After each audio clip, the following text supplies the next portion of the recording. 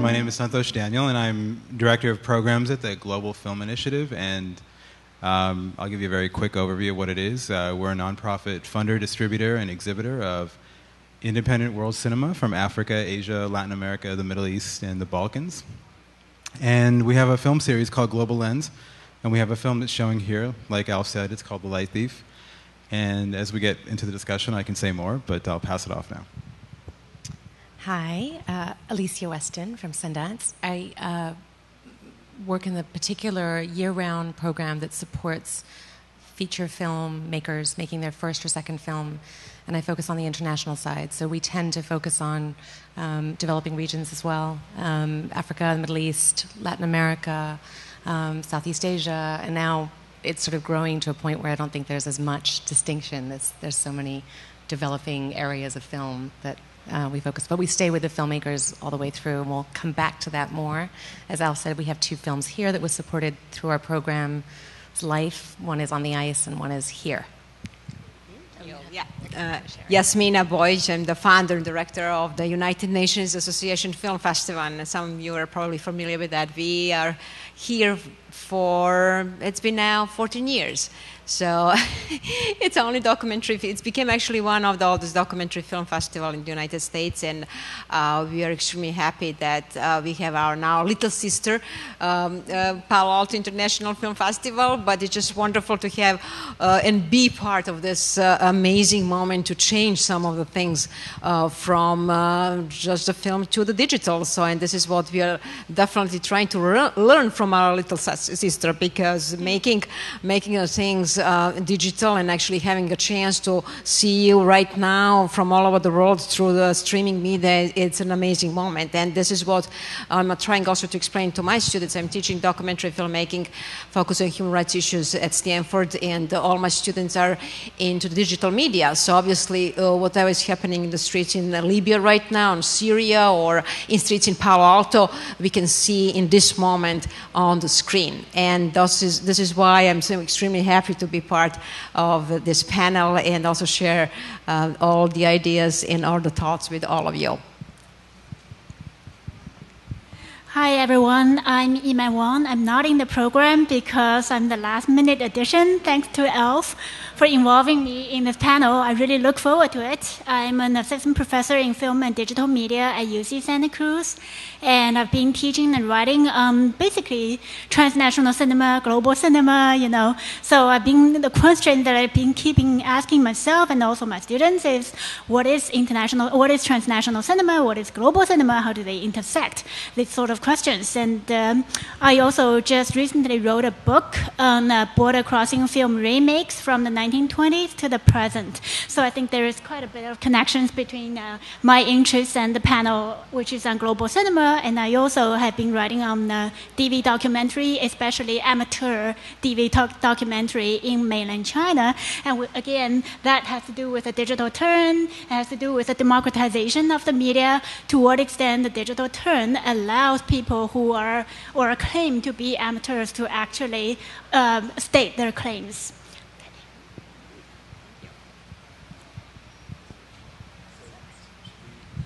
Yeah, okay. So in my capacity as a moderator, which I tend to forget, I'm going to invite the panelists, starting from Santhosh, and do a brief introduction of your work, and hopefully then from there we can open up to the floor. Sure. So the Global Film Initiative was started in 2002, and it was a New York-founded organization, but it is now San Francisco-based. And essentially what we do is we have a lot of programs that support our mission, which is broadly stated. It's to promote cross-cultural communication and understanding through cinema. We have a lot of programs that function in support of that, and there's many different things that people know us by. But if you look at us from an international perspective, what people know us by all around the world is through our funding program. Twice a year we give out funds to filmmakers all around the world in developing nations or emerging nations. We also fund industry-related activities at festivals such as co-production markets, industry sections where people can come and they can try to meet each other. And the purpose of that is to really support industries in their home nations or in their home countries to help them grow and eventually become competitive with not necessarily the United States or other markets, but to really help them develop a national identity around cinema. So on an international perspective, that's what we're most known for. But if you think about locally, what most people here in the United States know us through is our signature film series, which is called Global Lens.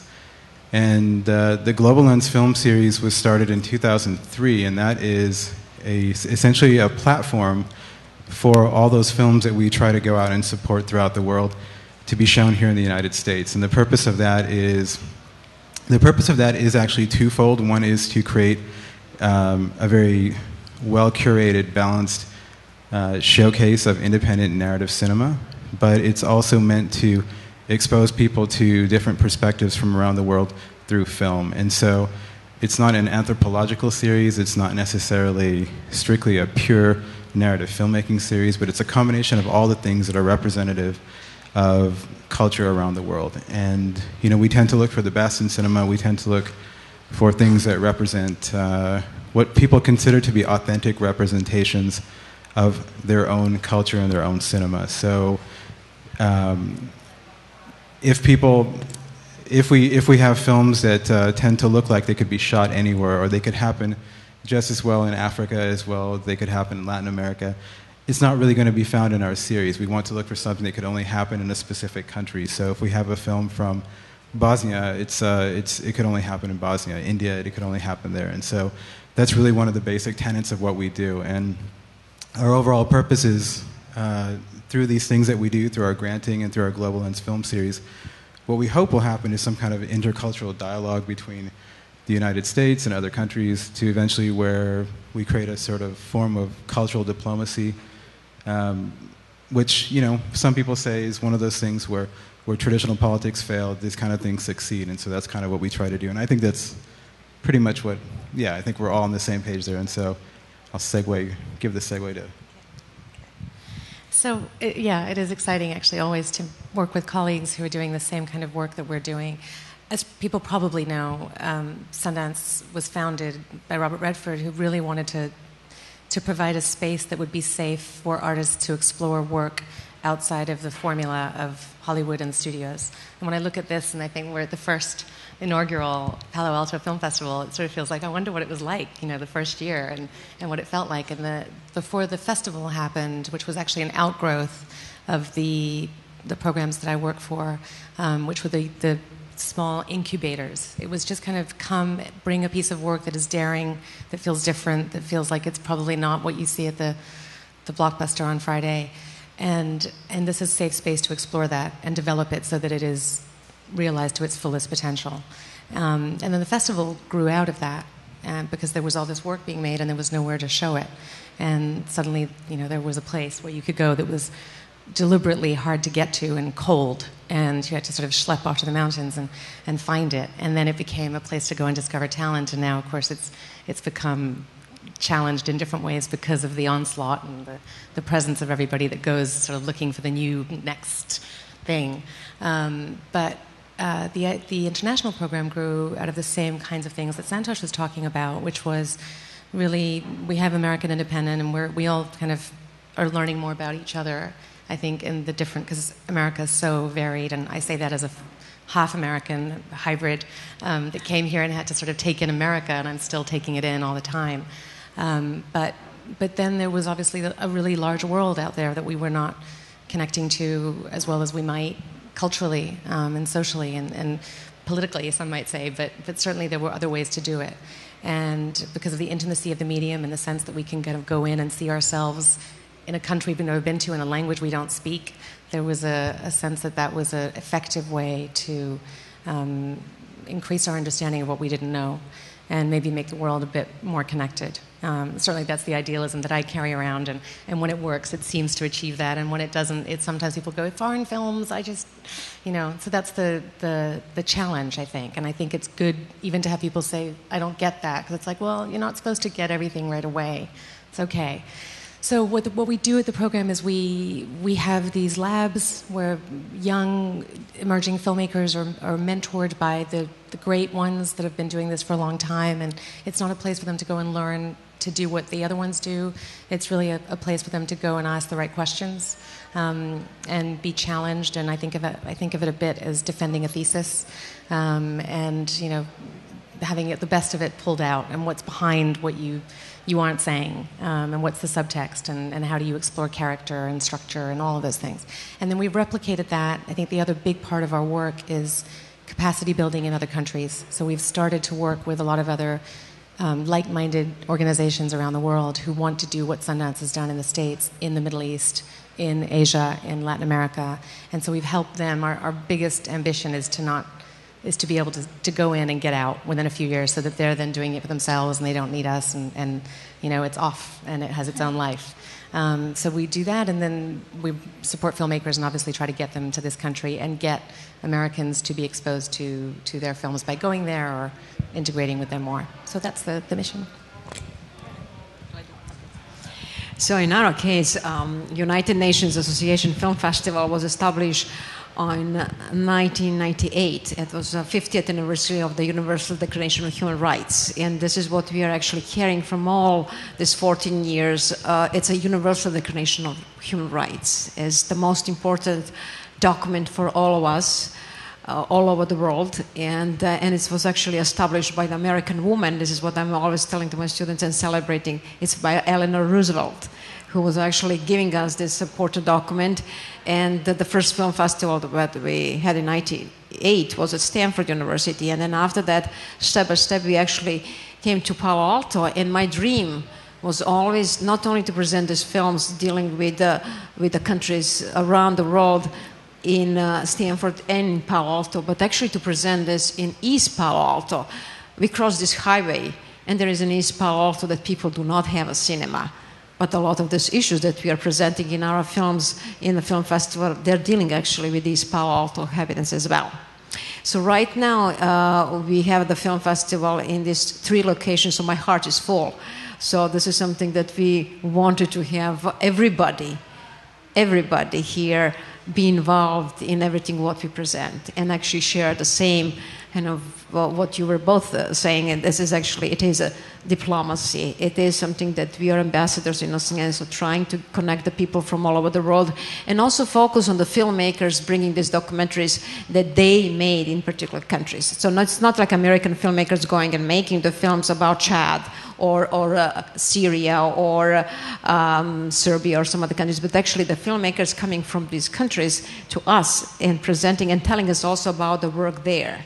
So how you actually make a documentary film in the particular country, what kind of facilities, with whom you worked, what kind of foundations. So it's actually also a lesson from all these countries to us. And then this is what we're trying to do for the last 14 years. Our film festival has a name, United Nations Association Film Festival. And then people are just wondering, are we connected with UN? Is this part of the UN? We are not part of the UN, but we do support the UN causes. And United Nations Association is of the United States is a non-profit organization which actually celebrates the UN causes. And we are not obviously alone in the way to make UN as still one of the most important places that we can share thoughts about the issues. And also, the General Assembly was recently, the main topic was the Palestinian-Israeli issue. We do have immediately, obviously, in our film festival, answer to that, because we are going to have a few films dealing with Israeli-Palestinian issue, and we're going to have 7 panels. Our film festival is immediately after Palo Alto Film Festival. It's from October 21st to October 30th, and through these panels and the filmmakers from all over the world will try to actually, if nothing else, to spark the minds, and it's difficult to solve the problems, but it's definitely a possibility to have a discussion. This year, the theme, each year we have a theme. So this year the theme is education is a human right. Without education, we cannot solve any economical or social or cultural problems. So we're trying to actually emphasize this theme, and we'll present and bring teachers to the film festival. We have screenings for the teachers and and students free. So that's our gift to the community this time. And we're going to have this year 70 documentaries from 17 countries. and we have 40 filmmakers who are going to join us for different countries. So it's going to be an event with a lot of emphasis of connecting and trying to understand different cultures in order to help. So I'm hearing a bunch of key words here. One is connecting.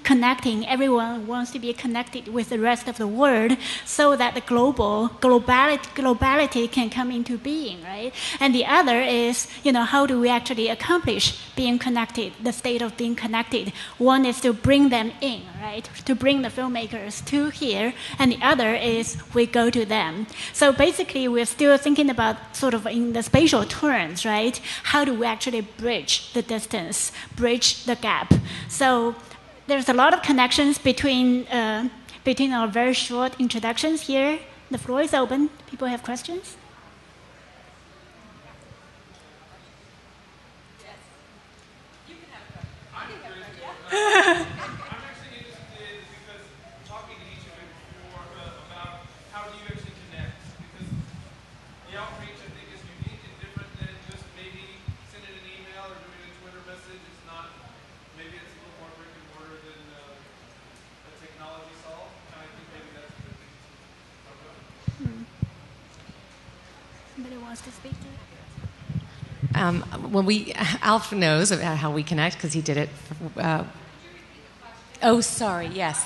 The question was, how do we connect to the rest of the world? Because it's more complicated than sending an email or Twitter. How do we go out and find these filmmakers, and how do we educate ourselves to know who to be supporting? And I was about to say that our director of programming for this festival knows firsthand, probably from doing it, certainly with me for years and with you, it sounds like, that it is very complex, and that we're sort of not very discerning in a lot of ways, and that we won't just say, we only do it this way. We'll do anything to connect. So we will go to the countries, and we will go and talk to the people who seem like they would know, as well as people who may not seem like they know, because we never know where interesting information or discovery lies. We will write emails, and we will look at other festivals, and we will look at other filmmaking programs. I mean, we sort of look at each other's programs and other people that we think have similar missions. We want to make our own discoveries, but we also understand that it takes a village to get these filmmakers heard, and that what we provide is different than what Global Film Initiative provides, and what Cinemart and Rotterdam and all of the different organizations, and what you provide for them. And so we end up working together, but not in a way that is closed and makes other filmmakers feel like they can't get in because, they'll only go, once they get into one, they're into all. We have our own criteria, we have our own taste, and we have our own evolving missions, I think, and themes. And so we try a little bit of everything. And a big part of it for me is going to the place and really taking in the culture and spending a lot of time listening, so that I'm not being a cultural imperialist and saying, this is how we do things, and you should probably do that like we do. And just kind of saying, well, these are the things in our model that might be interesting, but how would they be adaptable here, and what is specific to your needs or your challenges that we could rethink. And that's actually the most interesting part of the process for me, is figuring out a way to have the things that work and that we can share, that are good, and then what we can learn too. Yeah, I mean, I think I'd probably echo that sentiment, that one of the best ways to really make a connection is really truly to go to somebody else's country. There's a sense that here in the United States that everything sort of comes here in terms of entertainment, in terms of film. And I think that, if you look at the last 50 years, you look at the last 60, maybe even 100 years, whatever you want to look at, in terms of how film and media has functioned, it's really created a lot of gravitational pull toward the United States. And so there's been a feeling, I think, around the world that, a lot of the United States doesn't always look outside of itself to find content and meet people. When you have somebody like me or somebody like Alesia or Jasmina, or when you go to those other countries, when you are in Indonesia, when you are in Cairo, when you're sitting there and you're talking to people, and you can prove to them that you actually are taking the time to come listen to what they're saying, it creates an immediate sense of collaboration that has a very huge impact, because the minute they know that you actually care about what they're saying, then they're willing to work with you. But until you actually make that effort to go out there, it's hard to make the connection. But then once you do that, you tend to build off of that. So, I think if I were to give any one good example about what we've done in the last year and how we've cultivated connections, a few years ago, we supported a film from Macedonia. And, I don't know how many films, maybe 10 years ago, and Jasmina, you probably know better than I do, how many films were coming out of that region 10 years ago in sort of a post-war phase and stage. We funded a couple of films, or one or two films out of there, and I think the minute that we did that, it actually created a very interesting succession of events where people started paying attention to the fact that we were paying attention. And they would then go to the filmmaker whom we funded, or they would talk to somebody who knew that person and start contacting us. And then they went and spoke to State Department representatives in their country, and they said, there's an organization in the United States that's doing something interesting. Can we get them to come out here? They asked us to come out there. They couldn't pay for us to come out there, but we decided to go out there anyway. From that one simple gesture, or one seed of us funding one film, it ended up creating this sort of percussive effect that has played out now 10 years later, where the Balkans is one of the areas and regions that we support most heavily within our program. And it really just started from showing somebody that we were actually just interested in what they were doing. And it's just kind of, that's how it works, actually. You build one friend, and then you build them up, it's a social network. I mean, I hate to use that phrase, but that's kind of how it works, and so. So in our case, we have immediately after our film festival, traveling film festival. So we go in the United States and present a few parts of our program, and then also we go around the world. And that's always the most interesting part, because we try to do not only the film festival in the places like New York or Washington or DC or Los Angeles, but try to go to the places where there are not really cinemas. So try to actually find a community places like churches, community buildings, something that you can really have on a screen, and then try to involve the community organizations, because that's another way of connection. You try actually to, if you're presenting a film about Iran, there is an Iranian community, you'll try to actually outreach to them and then bring them in a discussion. And that's something that this is going to exchange an experience of listening to them, what they think about the film which was made in Iran by Iranian filmmaker.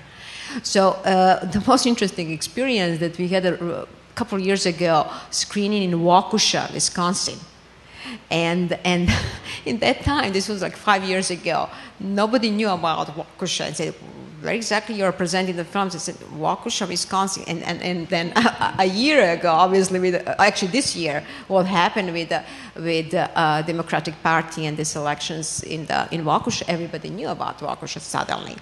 But that's exactly, and what you're both talking about, that going to the different film festivals, so that's one how you're discovering the filmmakers who can submit the films to the film festival. The other way is obviously connecting with the different human rights groups or different cultural groups around the world, and Amnesty International, human rights organizations, and then actually trying to work with them as well, and then making this connection with the filmmakers. Because in our case, it's always about human rights issues, and we try to present. We actually screened some of our films in Abu Dhabi.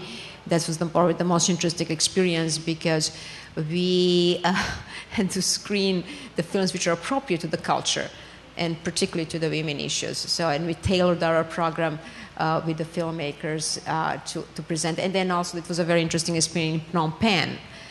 We presented the films there as well. And it's always bringing the films which are close to the culture that we were screening, but also learning from them as well. So.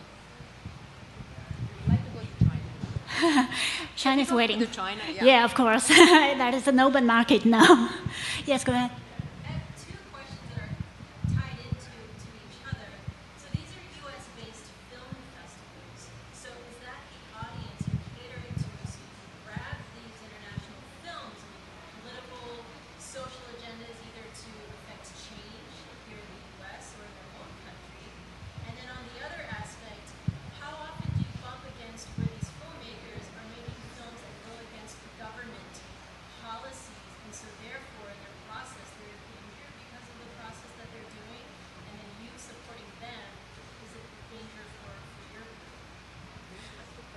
Yeah, so this is actually twofold, very complicated. Yeah, that's what I'm doing. So the question is very complex, twofold question, and one is the film festivals all happen in the U.S. So to what extent the film festivals actually affect any political change in these other countries, right? And the other question is when you guys work with filmmakers from the world, from the global arena, how do those filmmakers because of this kind of involvement, need to encounter the government censorship and issues? Let's see, it's a two-part question, and I think that I think for the first part, if we talk about what we're trying to do here, is it affecting change? Is it somehow cultivating change and cultivating critical awareness of what's going on around the world? I think that was kind of your question. Is that the purpose of? Am I correct or? Right. Okay. Yeah. I mean, that's a good question, and I think that do we keep the political and the social agenda in mind? I think at some point we do. That's always important. It's interesting, though, because political and social agenda, or what we may think of as being a political social agenda here, is actually just part of daily life somewhere else. Nobody looks at it and says this is a political agenda, because it's just their reality of how their life is. And so, but when we take it here, we do have to think about those things. And so we don't let that necessarily guide how we choose films for our film series or for our granting program, because we don't want to compromise the art or the intent behind what the filmmaker was trying to do. But definitely if it has that, something that has to do with a political or social agenda, we look at it very closely, because sometimes that can evolve a very truer cultural insight than something that doesn't have any agenda at all. Meaning that if something's talking about the government, if somebody's talking about the government in Argentina in the 80s, and they talk about their life and their family back then, there's a lot of people that may not want to hear that, but by virtue of creating that platform to talk about what went wrong or what happened back then, it evolves a certain truth, a cultural reality that becomes part of the story that we look for in terms of authenticity. In terms of the other side of it is if we as an organization, the Global Film Initiative, we have, over the course of the years of our organization, supported a lot of filmmakers who have made films that haven't passed censor boards, that haven't had support from their government, or, for that matter, have, after they've given it to us or put it in our film series, it's caused them to have some kind of negative impact in their country. Right now we have a film in our 2011 series called The White Meadows. It's by a filmmaker in Iran, and that filmmaker actually was put in prison earlier this year for making this and other films. We got the film, we put it in our film series, and everybody said to us, we have our annual premiere in New York, and everybody said, you really need to get out there and you really need to tell everybody what's happening to this filmmaker. And it was kind of an interesting thing, because that's what everybody here wanted us to do. But really, when it came down to what he wanted us to do, he just wanted everybody to remember his film. Because he wanted it, and we wanted it, to last beyond this political moment. Because ultimately, if it just becomes an icon and a representation of politics, then it doesn't become a representation of the art with which he created it. When he started making the film, it wasn't meant to be a political film. But by virtue of what happened to him going to jail, it became a political film. So we run up against that all the time, and it's a very delicate balance. So we have to always be careful of how we deal with filmmakers. And nothing we've ever done has had a negative effect on anybody, but they have come back to us and said because they're in a film that's in our film series, they've had negative things happen to them. So it's sort of a fine line that we have to walk. And I don't know if that really answered any question, but... it's such a good question, because I would say that these are questions we're talking about internally all the time, and the answer is different for every filmmaker. I'd like to talk about the second part of your second question first, because the first one I feel I represent less. I don't program for the festival, but I can address that a little bit on their behalf. The filmmakers that are getting into human rights situations whenever they make a film that is going to be challenging in their own country, we will look at that case by case whenever we're considering a project that is really involves the filmmaker taking their life in their hands and really risking their life to tell the story, we will really talk to them about that. Part of our process of choosing projects is first of all finding out if this project in its own country feels right, feels authentic. And so that's not going to the government, but it's talking to people that we tend to work with. So when we do work with filmmakers in China, we try to not discriminate against the underground filmmakers, but not to discriminate against the ones who are working above ground, not necessarily challenging things, that will get them thrown in jail, but still trying to make films. And we try to be open on a case-by-case basis and to talk to people in China and say, what do you think of this filmmaker? Because we can only know so much. We have our perspective. We think we know. We don't presume to know everything about the subtleties of the culture and how authentic this is. And we also recognize there'll be differences of opinion, and that's good too. But we'll talk to the filmmaker and say, what would be most helpful to you? Should we leave this off the website? Should we not talk about this? Is the point to get the attention, or will you be endangered if we... And that's really our focus. I mean, I think usually films are being made to get something out, to communicate to people so they can't be too quiet about it. But if there are instances where we need to protect them, that's the priority.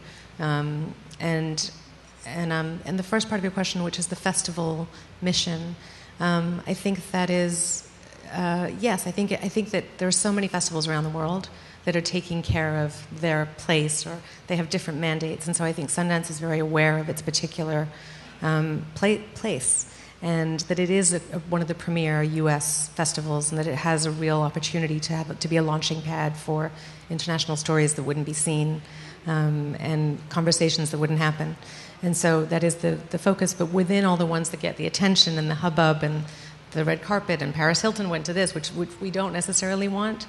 There are these little hidden ones that are frontier, that are sort of experimental, that are small, that get a lot of attention, but it's still part of the conversation for those who are there.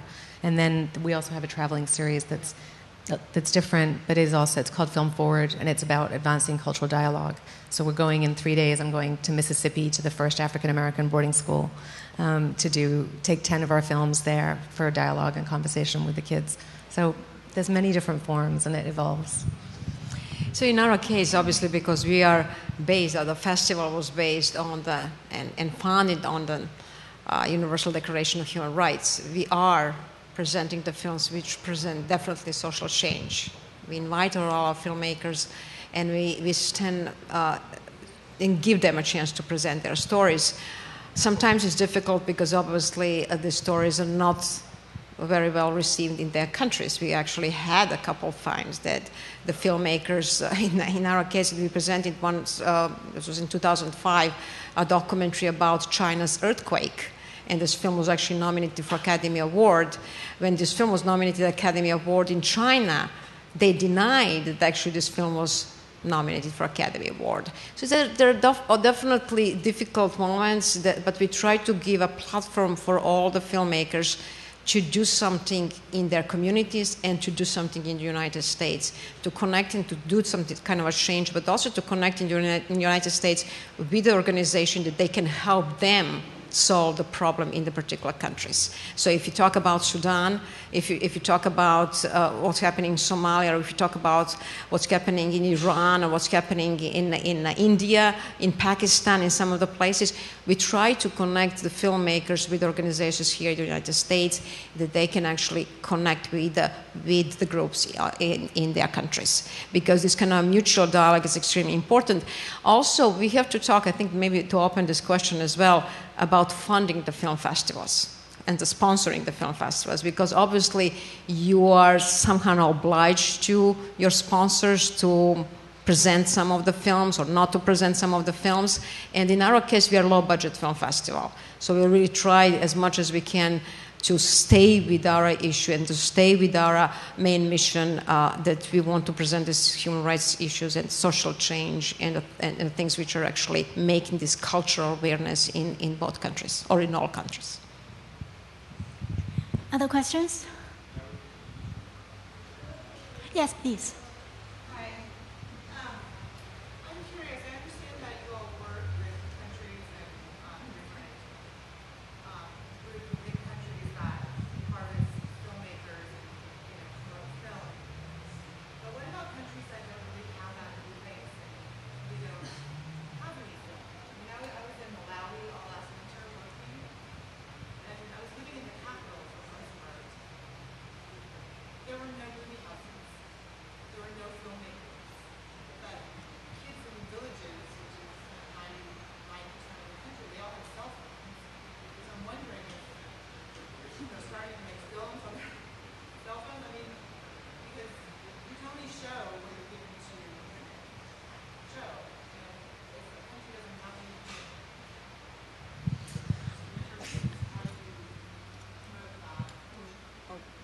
So the question was, you have been working with filmmakers from different parts of the world.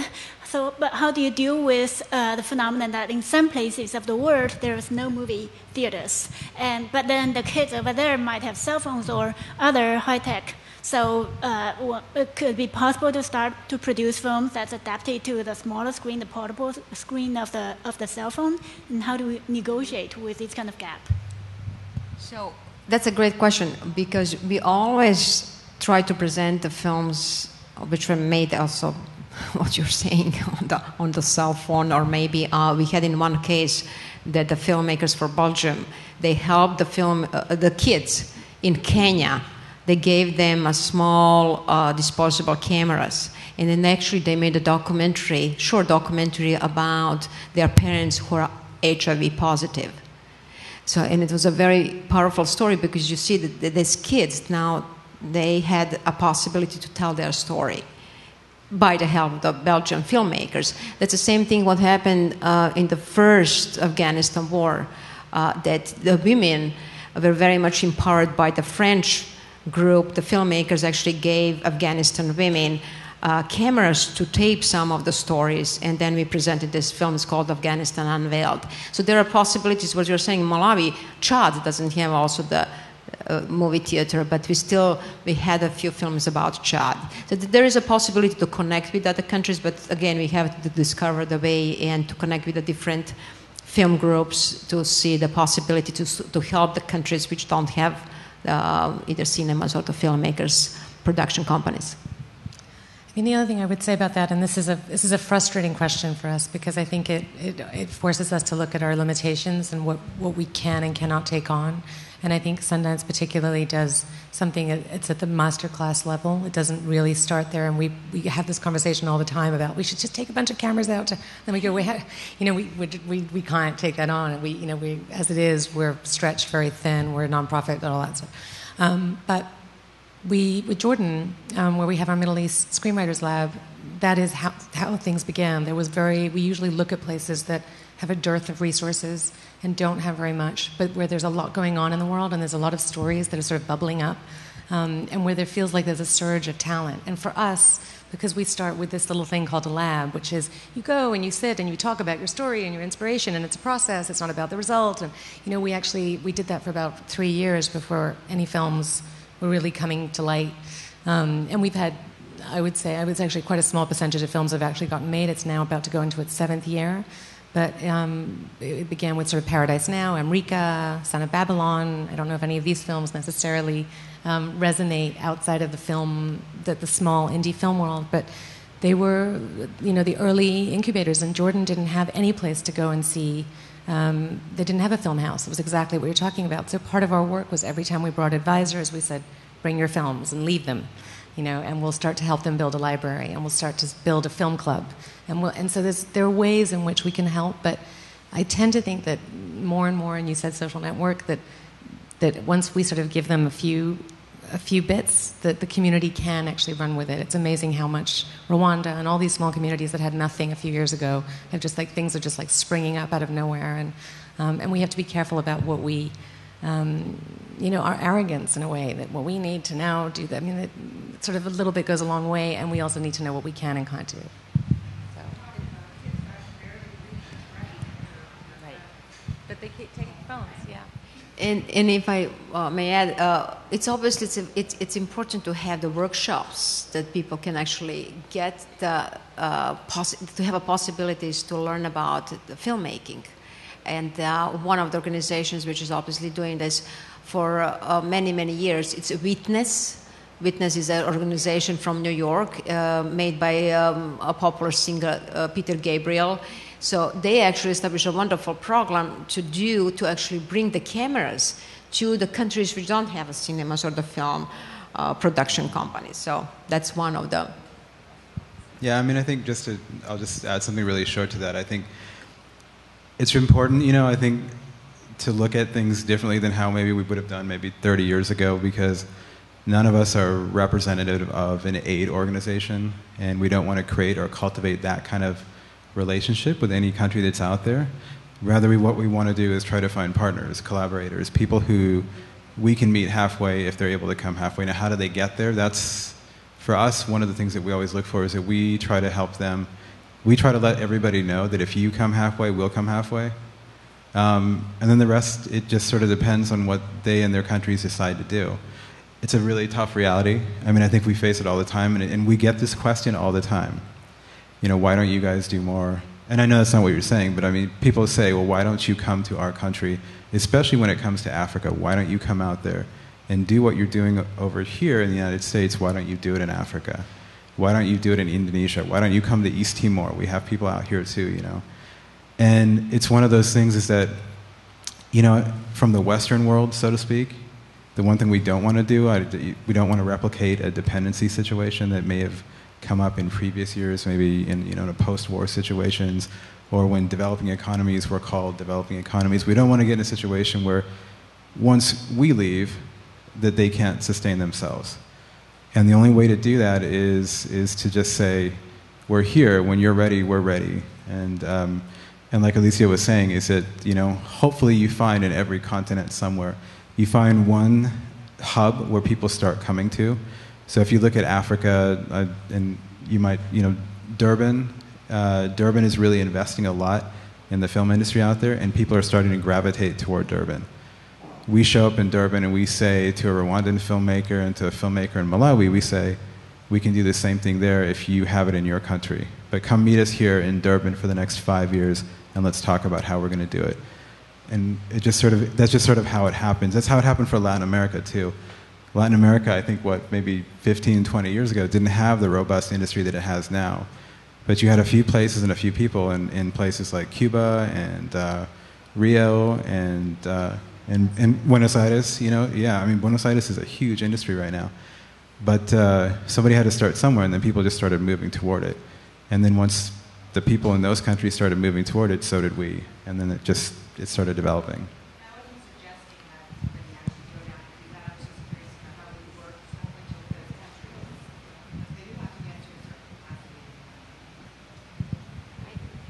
No, it's a good, yeah, sorry. I didn't know if I misinterpreted what you were saying, but, okay. Here's another suggestion maybe for the Palo Alto Film Institute, or the institute is actually, because obviously this is just a wonderful, that we are part of this first Palo Alto Film Festival, and behind them is Palo Alto Institute, therefore innovation and bringing different ideas together. And obviously there are so many countries. We tried at Stanford to connect our students after presentation of the film about Iraq a couple of years ago on interactive discussion. So that's something that maybe they can help and make a possibility that we can go here in Palo Alto Square and have a big, huge interactive screen and connect in this moment when we talk about particular country, connect with the people on the streets in the particular country and talk with them and exchange ideas. So just the innovation.